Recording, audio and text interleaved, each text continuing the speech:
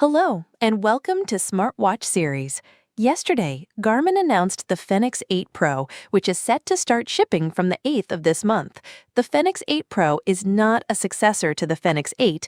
Rather, it is another variant of the Fenix 8 with a brighter display and LTE functionality. In other words, the Fenix 8 Pro uses the same software as the Fenix 8. It is the same build, the same AMOLED display, and the same 32 gigabytes of storage. So what is the difference? Well, let's start with the available sizes and models. The Fenix 8 comes in 43, 47, and 51 millimeter sizes and is available in AMOLED and solar models, although only the 47 and 51 millimeter sizes are available in the solar model. Meanwhile, there is no solar model for the Fenix 8 Pro. You have AMOLED and the all-new micro LED display. While the Fenix 8 Pro AMOLED comes in 47 and 51 millimeter sizes, the Fenix 8 Pro with micro LED display is only available in 51 millimeter size. Going by the available sizes, I don't think Garmin deliberately omitted the 43 millimeter size. It is probably that they couldn't fit all that hardware into a smaller footprint. The available build also differs. With the Fenix 8 AMOLED, you can choose between stainless steel or titanium bezel. Meanwhile, with the Fenix 8 Pro, there is no stainless steel.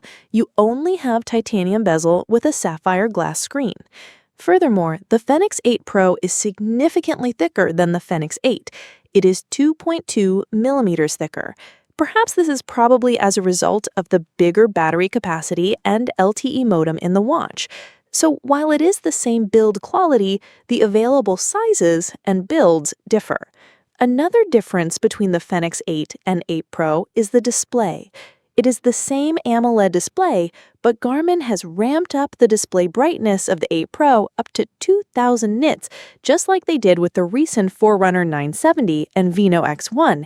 Despite the improvement in display brightness, the more expensive Fenix 8 Pro still falls behind the likes of the Galaxy Watch 8 Classic and the Pixel Watch 4, which both have 3000 nits display brightness.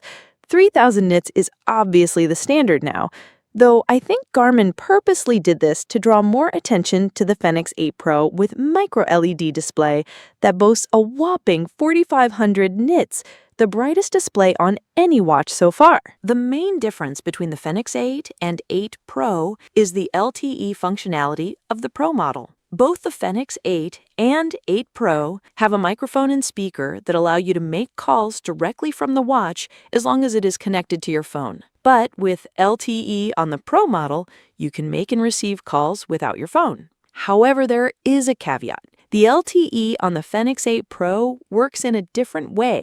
Unlike a Pixel, Apple, or Galaxy LTE watch that has an embedded eSIM, which you can activate through a regular cellular carrier like AT&T, T-Mobile, or US Cellular, the Fenix 8 Pro has an LTE-M modem that's locked to Garmin's own service. You cannot take the Fenix 8 Pro to your mobile carrier and add it to your plan. It is a closed-circle functionality that must go through the Garmin Messenger app. This means you can only call another Fenix 8 Pro or a phone that has the Garmin Messenger app installed. So, to activate LTE on the Fenix 8 Pro, you will need the Garmin Messenger app. Once that is done, you will be able to call and send messages to friends who also own a Fenix 8 Pro or have the Messenger app installed on their phone. The LTE functionality on the Fenix 8 Pro will also allow you to share your location via Garmin's Live Track feature. Also, for the first time, Garmin is bringing their inReach satellite technology to a watch, and the Fenix 8 Pro is the first to have it. This technology provides a two-way messaging system that helps people who venture beyond cellular service. It works by utilizing a global network of satellites to offer two-way messaging, location tracking, and an interactive SOS function.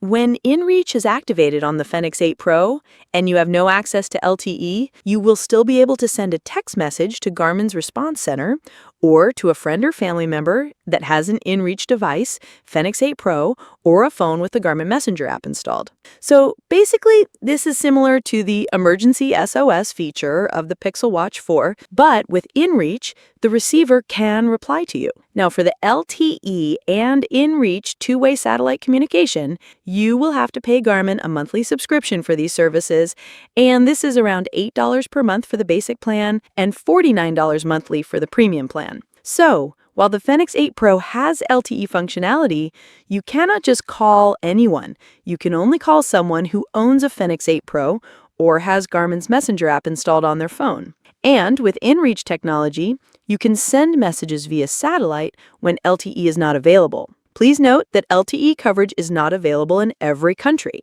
Garmin has listed countries where LTE is available.